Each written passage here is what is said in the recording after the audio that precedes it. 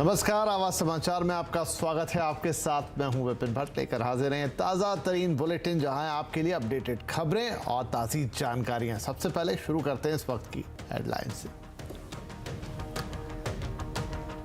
कल से शुरू होगा संसद का शीतकालीन सत्र। महंगाई, बेरोजगारी जैसे मुद्दों पर हो सकती है चर्चा। आज सर्वदलीय बैठक में विपक्ष के दिखे तीखे तेवर। कल आएगी आरबीआई की क्रेडिट पॉलिसी। रेपो रेट में 35 बेसिस पॉइंट तक की बढ़ोतरी संभव, और आगे आरबीआई क्या देगा अपना रुझान, उस पर रहेगी सबकी नजर। आरबीआई पॉलिसी से पहले इधर बाजार में दिखा कंसोलिडेशन का मूड। निफ्टी 18,600 के ऊपर बंद, लेकिन निफ्टी बैंक में आज करीब 200 अंकों की गिरावट। सरकार की फर्टिलाइजर कंपनियों को बड़ी राहत देने की तैयारी। यूरिया का मिनिमम फिक्स कॉस्ट बढ़ाने पर विचार। दूसरे नियमों में भी मिल सकती है छूट। सीएनबीसी आवाज की एक्सक्लूसिव खबर। किसानों की शिकायतों के निपटारे के लिए बनेगा पोर्टल। बीज, फर्टिलाइजर, फसल बीमा की शिकायतों पर होगी फौरन सुनवाई। छत्तीसगढ़ में ट्रायल शुरू। और फुटबॉल वर्ल्ड कप में जोरदार टक्कर जारी। ब्राजील ने साउथ कोरिया को 4-1 से रौंदा। क्रोएशिया ने पेनल्टी शूटआउट में जापान को दी मात।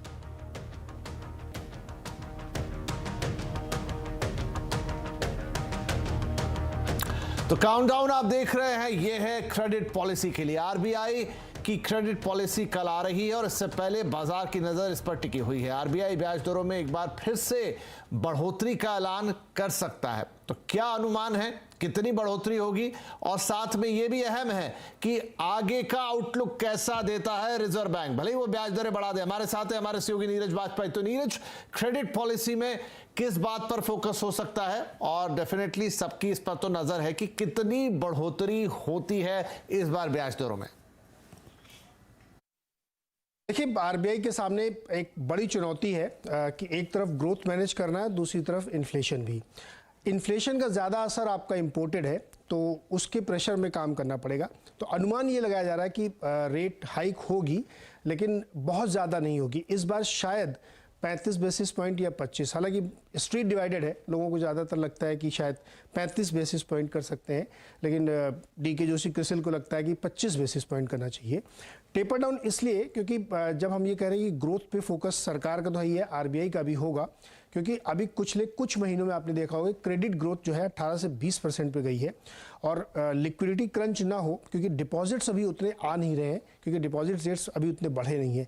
तो ये बीच बीच में रिपोर्ट्स भी आई हैं, और आरबीआई इसकी चिंता भी जाहिर कर चुका है कि डिपॉजिट्स आपको बढ़ाने पड़ेंगे। तो इस वजह से हमें लगता है कि बहुत ज़्यादा रेट हाइक ना करके भी वो लिक्विडिटी को मैनेज कर सकते हैं। तो इसलिए 25 या 35 के बीच में एक बात ये चल रही है। दूसरा एक सवाल ये उठ रहा है कि इन्फ्लेशन लगातार नीचे आया है, तो क्या वो अपने टारगेट्स को कोई चेंज कर सकते हैं क्या?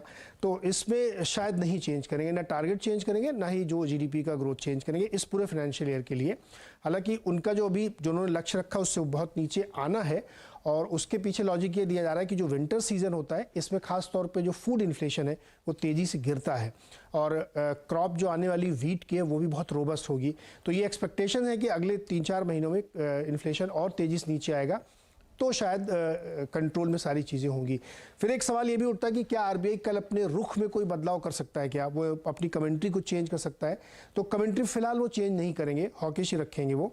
फरवरी की पॉलिसी जब आएगी उसमें वो अपने कमेंट्री में या रेट को पॉज कर दें, वो हो सकता है। लेकिन अभी फरवरी तक डेटा डिपेंडेंट रहना पड़ेगा कि इन्फ्लेशन कैसे मूव होता है, सरकार की प्लानिंग बजट के तौर पे कैसे दिखती है, और फेड क्या करता है, क्योंकि आजकल बहुत सारी चीज़ें फेड से कंट्रोल हो रही हैं। तो इन तीनों को अगर आप देखें तो उस पर सारी कुछ कमेंट्री होगी। लेकिन मोटे तौर पर आप समझिए कि रेट हाइक होगी, कमेंट्री हॉकिश रहेगी, और कोई भी टारगेट चेंज नहीं होंगे, ना तो जीडीपी के और ना ही इन्फ्लेशन के। रेट हाइक कमेंट्री जिसकी हम बात कर रहे थे कि उस पर नजर रहेगी, वो भी नीरज बता रहे हैं कि कुछ चेंज होने की उम्मीद कम है। देखिए, बड़ा पैनल होने वाला है कल हमारे साथ आरबीआई पॉलिसी पर, जहां पर बड़े देश के इकोनॉमिस्ट आपके साथ होंगे। अब मॉनेटरी पॉलिसी में जो भी ऐलान होगा उसका मतलब आपके लिए क्या है, बाजार के लिए क्या है, उसका पूरा विश्लेषण। लेकिन जैसे नीरज कह रहे थे कि बहुत कुछ परिवर्तन की उम्मीद इस बार नहीं, फरवरी में वो शायद हो पाएगा, लेकिन हाँ, रेट जरूर यहां पर बढ़ेगा। वो कितना होता है उस पर एक नजर रहने वाली। बाकी मेगा पैनल कल आपके साथ होगा सीएनबीसी आवाज पर। क्रेडिट पॉलिसी पे तो जरूर जुड़िएगा हमारे साथ। और अब बात करते हैं मार्केट की। खराब ग्लोबल संकेतों से आज बाजार में कंसोलिडेशन दिखाई दिया। इनफैक्ट कल क्रेडिट पॉलिसी है, उसका भी थोड़ा बहुत दबाव बाजार जरूर महसूस कर रहा होगा। सेंसेक्स 208 पॉइंट गिरकर 62,226 पर बंद हुआ है और निफ्टी 58 पॉइंट गिरकर आज 18,643 पर बंद हुआ है। वहीं आज पीएसयू बैंक, एफएमसीजी, एनर्जी शेयरों में तेजी भी दिखी। तो आईटी, मेटल, फार्मा शेयरों में हमने देखा कि बिकवाली का रुख था। आइए मार्केट का हाल पूरा समझ लेते हैं। यतिन मोता है हमारे साथ। तो यतिन, सबसे पहले तो बाजार के हाइलाइट्स, कंसोलिडेशन तो था लेकिन कहां से ट्रिगर हुआ? तो देखिए, बाजार कल आरबीआई पॉलिसी है उसके पहले थोड़ा बहुत कंसोलिडेशन कर रही है। इनफैक्ट जो पिछले हफ्ते हमने 7-8 दिन की लगातार तेजी देखी थी, उसके 1-2 सत्रों के बाद आपने थोड़ा बहुत करेक्शन आता हुआ दिखाया। खास करके आप देखेंगे तो लार्ज कैप फ्रंटलाइन स्टॉक्स में थोड़ी बहुत बिकवाली है। आज जो स्टैंड आउट सेक्टर था वो था सरकारी बैंक्स का पीएसयू बैंक इंडेक्स, जो एनएससी पे है, सबसे टॉप गेनर हो रहा। मॉर्गन स्टैनली की रिपोर्ट के बाद यहाँ खरीदारी दिखी। इसके अलावा अगर हम देखें तो मेटल, आईटी शेयर्स में थोड़ी बहुत बिकवाली का माहौल रहा, क्योंकि ऊपर लेवल्स पे यहाँ बिकवाली हावी होती हुई नजर आई, खास करके एफआई डेस्क पे। तो ओवरऑल बाजार की बात करें तो आरबीआई पॉलिसी के पहले थोड़ा बहुत कंसोलिडेशन का मूड। आरबीआई पॉलिसी के पहले हल्का कंसोलिडेशन, तो फिर भी एक्शन कहां दिखा आपको यतिन आज? देखिए, जहां तक कि निफ्टी का सवाल है, यहां आपको दिखेगा गेनिंग साइड पे अदानी एंटरप्राइज। पिछले 2-4 ट्रेडिंग सेशंस में करेक्शन हो रहा था, लेकिन आज के सत्र में लगभग 100 रुपए का बाउंस बैक ये स्टॉक में आपको आता हुआ दिखाई दिया। इसके अलावा सीमेंट और एफएमसीजी शेयर्स में थोड़ी बहुत खरीदारी दिखी। एचयूएल, नेस्ले, अल्ट्राटेक सीमेंट जैसे काउंटर्स में आधे से 1% तक की तेजी आपको नजर आई। लूजिंग एंड पे आपको मेटल स्टॉक्स दिखेंगे। बीपीसीएल दिखेगा जो लगभग 3% नीचे था। टाटा स्टील, हिंडाल्को, डॉक्टर रेड्डी जैसे स्टॉक्स में भी 2% से ज्यादा की गिरावट आज दर्ज हुई। मिड कैप में काफी स्टॉक स्पेसिफिक एक्शन था। गेनर्स की बात करें तो आज जिंदल स्टेनलेस काफी सारी बल्ड डील्स के बाद 10% ऊपर पाया गया। IDBI bank, West Life developers यानी मैकडॉनल्ड्स की जो फ्रेंचाइजी है वो, आरसीएफ जैसे स्टॉक्स में आपको 5 से 6% की तेजी दिखी। लूजिंग एंड में आपको दिखेगा कि थोड़े बहुत रियल एस्टेट शेयर्स और फिनटेक शेयर्स, खास करके पीबी फिनटेक जहां लगभग 4% की गिरावट थी। रेमंड वोखार्ड और मैक्रोटेक डेवलपर्स यानी लोधा में आपको 2 से 3% की गिरावट दिखी। जी यतिन, बहुत शुक्रिया। तो ये था मार्केट का अपडेट। इधर बर्नस्टीन की एशिया क्वांटिटेटिव स्ट्रेटजी की senior research strategist Rupal Agarwal का कहना है कि भारतीय बाजारों ने आउट परफॉर्म किया है। चाइना +1 पॉलिसी से भारत मैन्युफैक्चरिंग हब बनकर उभरा है। लंबी अवधि में भारत में निवेश फायदेमंद रहेगा। Resilience that Indian markets have shown in recent time periods is something that one cannot really ignore. I think there are clearly tailwinds which are emerging for India, especially for the longer run, because of, again, what has played out from a geopolitical standpoint. There are clearly, supply chains moving out of China, and, India offers that potential, of both being a great production house as well as, more from a consumption perspective. So I think longer term tailwinds are there. There are clearly concerns around valuations when it comes to Indian markets, so that cannot be ignored. So shorter term, I do think that there are risks. One needs to be a little bit more cautious when adding more India exposure. But I think longer term, there are a lot of opportunities. चलिए, longer term में भारत में काफी opportunity दिखाई दे रही है। ये रुख है एक्सपर्ट्स का बाजार के ऊपर। अब कल से संसद का शीतकालीन सत्र भी शुरू हो रहा है। इससे पहले सर्वदलीय बैठक के दौरान आज विपक्ष के तीखे तेवर दिखाई दिए और ज्यादा जानकारी के लिए हम बात करेंगे अपने सहयोगी लक्ष्मण रॉय से। लक्ष्मण, इस बार संसद का शीतकालीन सत्र कितना हंगामा खेज होने वाला है? बताया जा रहा है विपक्ष के तीखे तेवर हैं, लेकिन क्या वो तीखे तेवर दिखाई देंगे और इससे काम कितना अवरुद्ध होगा? देखिए, दरअसल ये कहने को तो शीतकालीन सत्र है, लेकिन काफी गर्माहट रहने वाले इस सत्र में, और उसकी झलक आज जब सर्वदलीय बैठक बुलाई गई उसी वक्त मिल गई। क्योंकि सर्वदलीय बैठक के दौरान विपक्षी दलों की तरफ से जो मुद्दे उठाए गए, मुझे लगता है उस पूरे सत्र के दौरान छाए रहेंगे, जो कि 29 दिसंबर तक चलना है। उनमें महंगाई है, बेरोजगारी है, जिस पर पहले भी चर्चा हुई है, उस पर विपक्ष फिर से एक बार सरकार को घेरने की कोशिश करेगा। लेकिन इन सबसे अलग हट करके आर्थिक आरक्षण का मुद्दा, जिस पर सुप्रीम कोर्ट ने अपना ऑब्जर्वेशन दिया है, वो मुद्दा भी यहाँ पे छाया रह सकता है। और संवैधानिक संस्थाओं के दुरुपयोग का जो आरोप सरकार पर लगता है, वो भी आरोप फिर से विपक्ष यहाँ पे उठाता हुआ दिखेगा। लेकिन इससे पहले कि विपक्ष ये मुद्दा उठाने का माहौल बनाएगा, तब तक गुजरात और हिमाचल प्रदेश के राज्य के विधानसभा चुनाव के नतीजे आ चुके रहेंगे। तो नतीजे दोनों पक्षों के तेवर पर कहीं पानी डालता हुआ दिखेगा, कहीं उस तेवर को उग्र करता हुआ दिखेगा। लेकिन इस बीच सरकार की कोशिश होगी कई महत्वपूर्ण बिलों को पारित कराया जाए, जिसमें 16 नए बिल पेश करने का प्रस्ताव रखा गया है। उसमें आपको खासतौर से कोऑपरेटिव सोसाइटी के गवर्नेंस में बदलाव का बिल हो, मध्यस्थता के जरिए विवाद को सुलझाने वाले मीडिएशन बिल हो, तो इस तरह के 16 बिल है जिसको सरकार पारित कराने की कोशिश करेगी। लेकिन जो बिल पारित नहीं होने की संभावना है वो भी काफी महत्वपूर्ण है, जिसमें बैंकों के निजीकरण से जुड़ा हुआ banking amendment bill, insurance reform से जुड़ा हुआ इंश्योरेंस अमेंडमेंट बिल और साथ ही साथ यहाँ पे डेटा प्रोटेक्शन बिल। शायद ये 3 बिल इस सत्र में आता हुआ ना दिखे, हालांकि अभी 100% कहना सही नहीं होगा। एक और महत्वपूर्ण बात जिस पर सबकी नजर रहेगी कि सरकार सप्लीमेंट्री डिमांड फॉर ग्रांट पेश करेगी, यानी चालू कारोबारी साल के बचे हुए महीने में किन किन मदों में खर्च बढ़ाने जा रही है और किन किन मदों में खर्च घटाने जा रही है। यह भी काफी दिलचस्प होता है, खासतौर से बाजार के लिहाज से और सोशल सेक्टर के लिहाज से। हालांकि जैसा आप कह रहे हैं कि गर्मा गर्म होगा ये शीतकालीन सत्र, तो चलिए इस पे नजर रहेगी। और अगली खबर भी हम चलेंगे लक्ष्मण के पास, लेकिन आपको उसका कुछ लबोलुआब बता दें। सरकार फर्टिलाइजर कंपनियों को राहत देने की तैयारी कर रही है। सूत्रों के मुताबिक सरकार यूरिया के मिनिमम फिक्स कॉस्ट में भी बढ़ोतरी कर सकती है। ये एक्सक्लूसिव खबर लेकर आए हैं लक्ष्मण रॉय, वो हमारे साथ बने हुए हैं, तो और डिटेल ले लेते हैं उनसे। तो लक्ष्मण, कैसे मिलेगी कंपनियों को राहत, कैसे सरकार इसको इम्प्लीमेंट करने जा रही है? देखिए, यहाँ पे 3 मोर्चे पर राहत मिलने की संभावना जताई जा रही है। पहला तो यह है कि यूरिया का जो फिक्स्ड कॉस्ट होता है, यानी यूरिया के उत्पादन में जो लागत होती है, खासतौर से प्लांट मशीनरी को लेकर के, सैलरी को लेकर के, इस तरह के जो फिक्स्ड कॉस्ट है उसकी सरकार जो समीक्षा करती है वो 2003 के बाद नहीं हुई है मोटे तौर पर, उसकी समीक्षा करके उसको बढ़ा सकती है। कितना बढ़ाया जाए वो अभी तय नहीं हुआ है, लेकिन इंडस्ट्री की डिमांड ये है कि प्रॉफिट आफ्टर टैक्स का 12% साल दर साल के हिसाब से आप इसमें बढ़ोतरी करिए। अगर सरकार ऐसा करती है तो एक बड़ी राहत होगी। और इस मुद्दे पर इंडस्ट्री और सरकार के साथ कई दौर की बैठकें भी हो चुकी है और इंडस्ट्री को उम्मीद है कि बहुत जल्द इसके ऐलान किया जा सकता है। दूसरा, जो एमआरपी तय होता है पीएनके फर्टिलाइजर का, उसमें इनडायरेक्ट टैक्स को शामिल कर लिया जाता है, तो कंपनियों की मांग है कि उसको इससे अलग किया जाए और सूत्र बता रहे हैं कि सरकार इस पर भी गंभीरता से विचार कर रही है। और तीसरी बात, यहाँ पे पीएनके फर्टिलाइजर जो होता है उसकी सरकार एमआरपी पहले तय करती थी बाजार कीमत के आधार पर, लेकिन अंतर्राष्ट्रीय बाजार में जब कीमतें बढ़ने लगी, घरेलू बाजार में कीमतें ना बढ़े, इसके लिए इस फैसलों को फिलहाल रोक दिया गया था। तो वापस से मार्केट बेस्ड एमआरपी की व्यवस्था पीएनके फर्टिलाइजर के लिए शुरू किए जाने की संभावना जताई जा रही है। जी लक्ष्मण, बहुत शुक्रिया इस अपडेट के लिए। चलिए अब आगे बढ़ते हैं, रुक करते हैं कुछ और खबरों का। सरकार किसानों की शिकायतों का निपटारा करने के लिए एक पोर्टल बनाने जा रही है।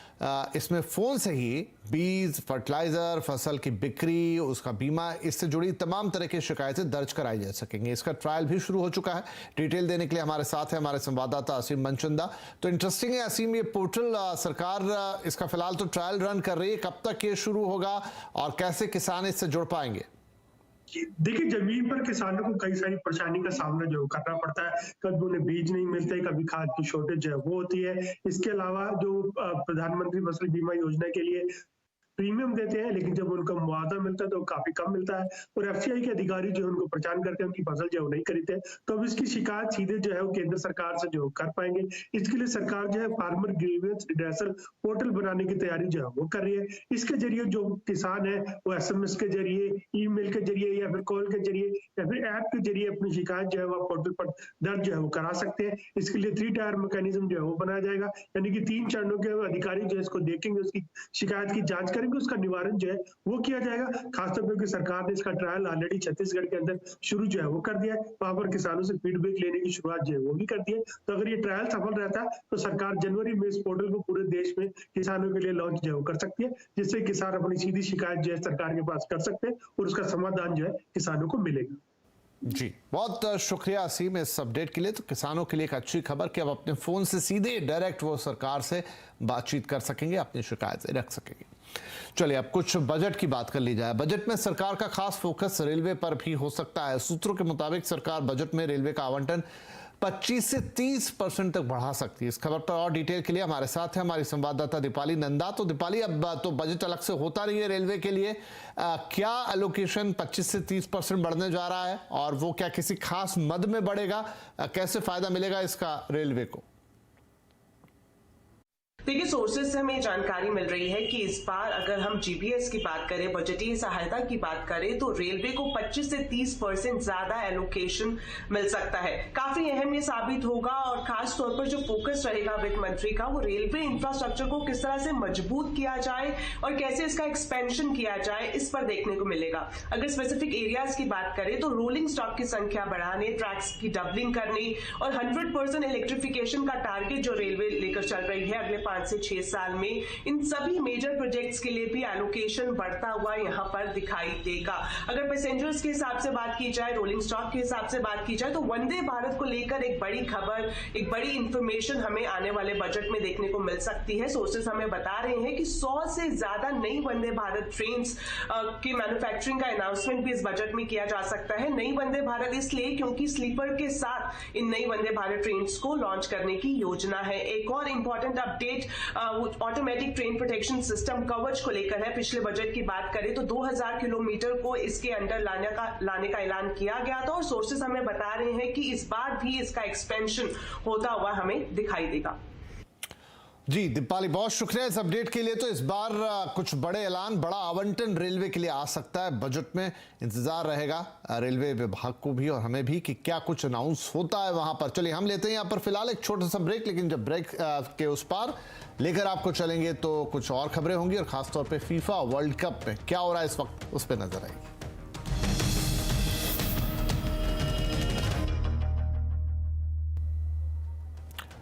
वेलकम बैक, आप देख रहे हैं आवाज समाचार। अब कुछ और खबरें। एक्सपोर्ट और इंपोर्ट के नाम पर फ्रॉड की दर बढ़ती जा रही है। डीआरआई की सालाना रिपोर्ट के मुताबिक फ्रॉड के मामलों में 40% की बढ़ोतरी देखने को मिली है। डिटेल के साथ है हमारे संवाददाता आलोक प्रियदर्शी। तो आलोक, क्या क्या है डीआरआई की इस रिपोर्ट में और किस हद तक बढ़ी है गड़बड़ियां?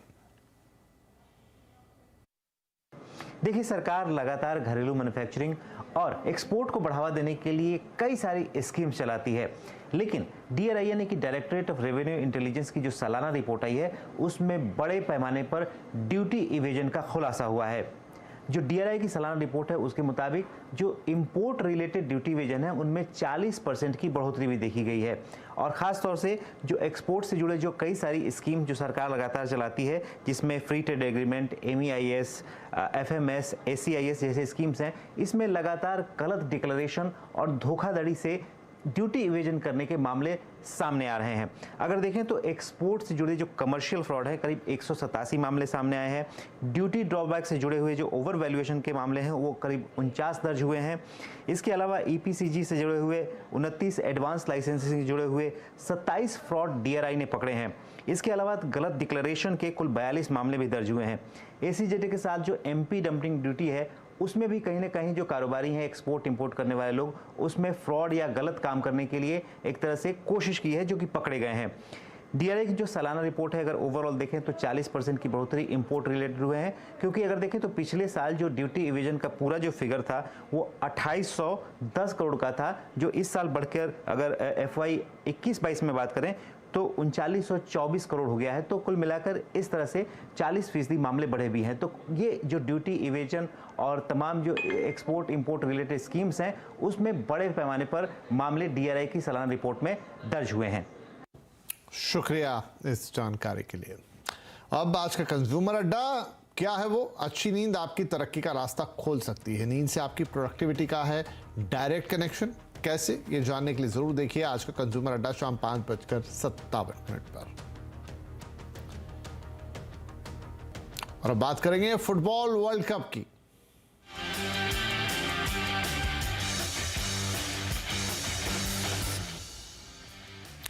राउंड ऑफ 16 में कल 2 अहम मुकाबले खेले गए। क्रोएशिया और जापान का मुकाबला कांटे का रहा और दोनों टीमें तय और अतिरिक्त वक्त में 1-1 की बराबरी पर रही। इसके बाद हुआ टूर्नामेंट का पहला पेनल्टी शूट आउट, लेकिन शूट आउट में हीरो बनकर उभरे क्रोएशिया के गोलकीपर लिवाकोविक। उन्होंने जापान के 3 पेनल्टी किक रोककर क्रोएशिया को एक अजय बढ़त दिलाने में कामयाबी हासिल की और क्रोएशिया ने पेनल्टी शूटआउट में मुकाबला 3-1 से जीत लिया।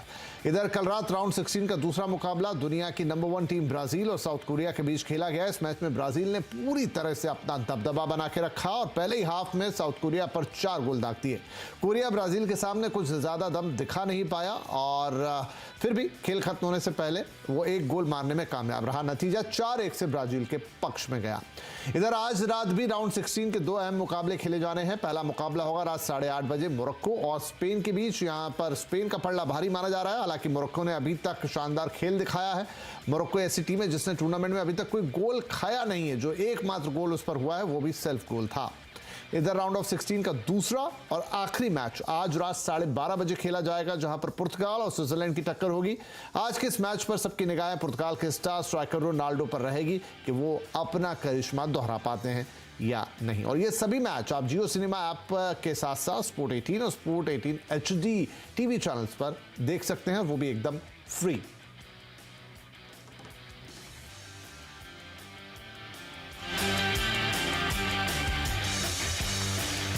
तो आवाज समाचार में फिलहाल इतना ही, लेकिन CNBC आवाज पर खबरें जारी हैं, कार्यक्रम जारी हैं। आप हमारे सोशल मीडिया हैंडल्स पे भी ढेर सारी खबरें सिर्फ एक क्लिक पर पढ़ सकते हैं। नमस्कार।